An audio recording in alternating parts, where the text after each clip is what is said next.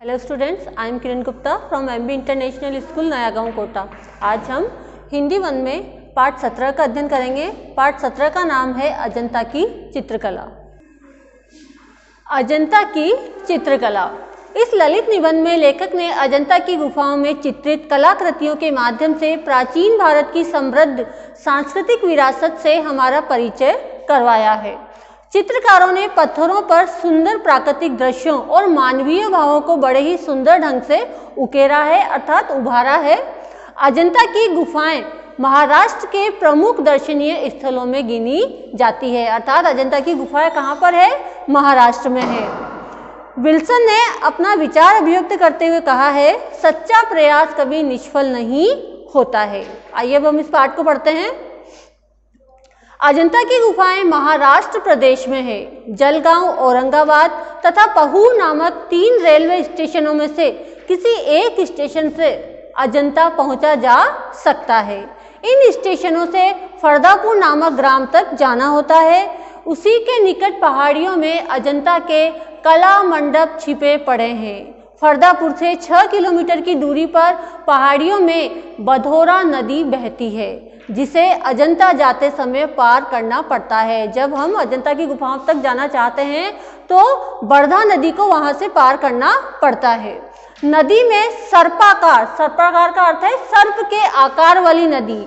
नदी में सर्पाकार इतने घुमाव हैं कि जब तक आप एकदम पास न पहुंच जाएं तब तक इन गुफाओं का आभास भी नहीं होता। नदी का अंतिम घुमाव समाप्त होते ही लगभग 91 मीटर ऊंचा वर्तुलाकार, वर्तुलाकार का अर्थ है गोल आकार का दीवार सा खड़ा एक टीला पहाड़ से निकला दिखाई देता है, जो एक गगनचुंबी प्रासाद अर्थात गगनचुंबी का अर्थ है मानो वह आकाश को चूम रहा हो, ऐसा महल सा लगता है। उसके बीचों बीच बारहदरियों की अर्थात जिसमें 12 दरवाजे हों एक कतार सी दिखाई देती है। ये ही अजंता की गुफाएं हैं, जो प्रवेश द्वार से लेकर ठेठ अंत तक अर्थात आखिर तक भक्ति, उपासना, धैर्य, प्रेम, लगन एवं हस्त कौशल का संसार भर में सबसे अपूर्व अर्थात अनूठा उदाहरण है। यह मूर्तिकला, चित्रकला और वास्तुकला में एक ही उच्च एवं पवित्र भावना सुसंबद्ध श्रृंखला के रूप में प्रकट हुई है। प्राकृतिक सौंदर्य की दृष्टि से भी अजंता अद्वितीय है। अद्वितीय का अर्थ है इसका जैसा कोई दूसरा नहीं है। नीचे नदी बहती है जिसमें बड़े बड़े शिलाखंड है अर्थात बड़ी बड़ी चट्टानें हैं। उनसे टकराता हुआ पानी गुफाओं के ठीक नीचे एक कुंड में इकट्ठा होता है। घाटी में चारों ओर हर श्रृंगार का वन है, हर श्रृंगार के पुष्पों का वन है। साथ ही और भी अनेक प्रकार के पुष्प और फल यहाँ उत्पन्न होते हैं। इसी कारण भिन्न भिन्न पक्षियों का एक मेला सा लगा रहता है। यहाँ के प्राकृतिक सौंदर्य का पूर्ण विकास अक्टूबर से लेकर दिसंबर महीने तक होता है। कला की अभिव्यक्ति के लिए जिन लोगों ने ऐसे अद्भुत स्थान को चुना उनके चरणों में शत शत प्रणाम है अर्थात 100 बार प्रणाम है। अजंता की छोटी बड़ी कुल 29 गुफाएं हैं। अजंता की गुफाओं की कुल संख्या कितनी बताई गई है? 29 गुफाएं हैं अजंता की। इनके 2 भेद हैं। इन 29 गुफाओं को 2 भागों में बांटा गया है, स्तूप गुफा और विहार गुफा। स्तूप गुफा में केवल प्रार्थना या उपासना की जाती थी, इसलिए वह अधिक लंबी है और उसके अंतिम छोर पर एक स्तूप है जिसके चारों ओर प्रदक्षिणा करने भर, प्रदक्षिणा का अर्थ है परिक्रमा करने भर का स्थान होता है। वहां से द्वार तक दोनों ओर खंभों की पंक्ति है। अजंता की 19वीं गुफा वहां की सबसे बड़ी स्तूप गुफा है। अजंता की गुफाओं को 2 भागों में बांटा है, स्तूप गुफा और विहार गुफा में बांटा गया है। इनमें से जो सबसे बड़ी स्तूप गुफा है वो 19वें नंबर की बताई गई है। इसका द्वार सबसे बड़ा है। विहार गुफा भिक्षुओं के रहने और अध्ययन के लिए होती थी। विहार गुफा कौन सी होती थी? जहां पर भिक्षु लोग रहते थे और उनका अध्ययन वहां पर होता था। ये दोनों प्रकार की गुफाएं और इनका सारा मूर्ति शिल्प एक ही शैल्य में मतलब एक ही शिला से कटा हुआ है, किंतु क्या मजाल कि कहीं पर एक छेनी भी अधिक लगी हो। छेनी का अर्थ है ऐसा औजार जिससे पत्थरों की कटाई की जाती है। इस दृष्टि से सभी गुफाएं अत्यंत उत्कृष्ट है, यानी कि बहुत ही उच्च कोटि की है। किंतु पहली गुफा जो लगभग 36 मीटर तक भीतर काटी गई है, का कौशल तो एक अचंबा है। अचंबा इसको देखकर आश्चर्य होता है। प्राय सभी गुफाओं में चित्र बने हुए थे, जिनमें से पहली, दूसरी, 16वीं और 17वीं गुफाओं के चित्रों के विशेष अंश बचे हैं। ये सभी गुफाएं गुप्तकालीन है। शेष गुफाओं में कहीं किसी का सुंदर मुख, कहीं खंडित हाथ पैर, कहीं घोड़े, हाथी या उनके सवारों के शेष अंश बच गए हैं। अजंता के चित्र निर्माण की विधि संक्षेप में इस प्रकार थी।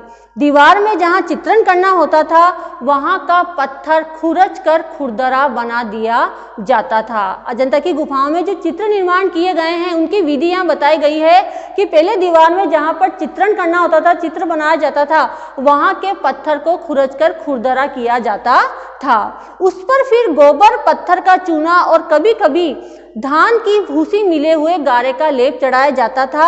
यह लेप चूने के पतले पलस्तर से ढका जाता था और इस पर जमीन बांधकर लाल रंग की रेखाओं से चित्र उकेरे जाते थे, जिनमें बाद में रंग भरा जाता था। रंगों की योजना प्रसंगानुकूल और चित्ता आकर्षक है। चित्ता आकर्षक है मतलब मन को आकर्षक लगने वाली है। आवश्यकता अनुसार उनमें विविधता भी है। चित्रों के अवयवों में गोलाई, अवयवों का अर्थ है अंगों में, चित्र जो बनाए गए थे, उन अंगों में गोलाई, उभार और गहराई को उभारा जाता है। हाथ की मुद्राओं से, आंख की चितवनों से, चितवनों को मतलब देखने की दृष्टि से, और अंगों की लोच आदि से बहुत से भाव व्यक्त हो जाते हैं। पहली गुफा के दालान की, दालान का अर्थ है बरामदा, पहली गुफा के दालान की समूची दीवार पर लगभग 3.5 मीटर ऊंचा और 2.5 मीटर चौड़ा मार विजय का चित्र अंकित है। मार का अर्थ है प्रलोभन, कामदेव या शैतान।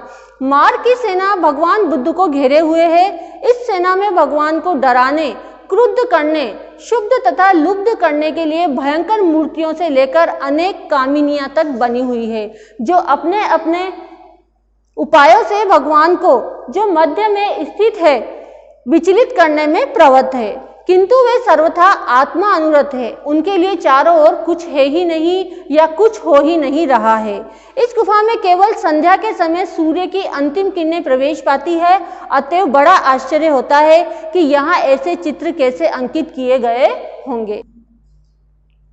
चंपे जातक की कथा है। जातक कथाएं वो होती है जो बुद्ध के जन्म से संबंधित होती है।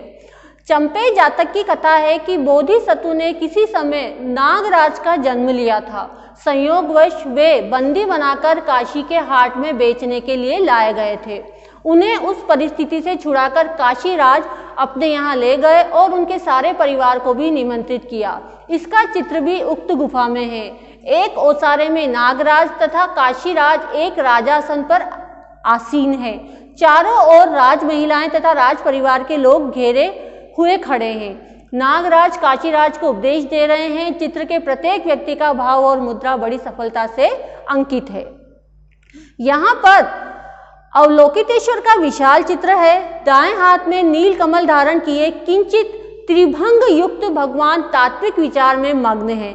अनेक समस्याएं उनके हृदय में आंदोलित हो रही है। विश्व करुणा से वे ओतप्रोत हैं। उन भावों को चित्रकार ने पूर्ण सफलता से उनके मुखमंडल पर दिखाया है। देव सृष्टि, मानव सृष्टि और विशेषतः उनकी अर्धांगिनी यशोधरा पर उनके इन भावों का जो प्रभाव पड़ रहा है, वह भी बड़ी कुशलता से दिखाया गया है। 16वीं गुफा के 2 चित्र उल्लेखनीय हैं। गहरी रात में भगवान बुद्ध ग्रह त्याग कर रहे हैं। यशोधरा और उनके संग शिशु राहुल सोया हुआ है। पास की परिचारिकाओं, परिचारिका का अर्थ होता है सेविकाएं, पास की परिचारिकाओं पर भी निंद्रा ने मोहिनी डाल रखी है। इस दृश्य पर एक निगाह डालते हुए बुद्ध देव अंकित किए गए हैं। उस दृष्टि में मोह ममता नहीं, प्रत्युत उनका अंतिम त्याग अंकित है। यही इस कृति का रहस्य है। इस प्रकार का चित्र वहां बना हुआ है। एक स्थान पर मरती हुई राजकुमारी का चित्र है। उसे बचाने के सभी उपाय अवश्य भावी के आगे व्यर्थ हो गए हैं। मुमुक्षु की अर्थात मरने की अवस्था और आसपास वालों की विकलता दर्शक को द्रवित किए बिना नहीं रहती। अजंता की 17वीं गुफा के सभी चित्र एक से एक बढ़कर है। ऐसा जान पड़ता है कि सबसे चतुर चितेरों ने इसी गुफा में अपनी कला दिखाई है। यहाँ पर एक तो माता पुत्र का प्रसिद्ध चित्र है, किंतु इससे चित्र के विषय का आधा ही ज्ञान होता है।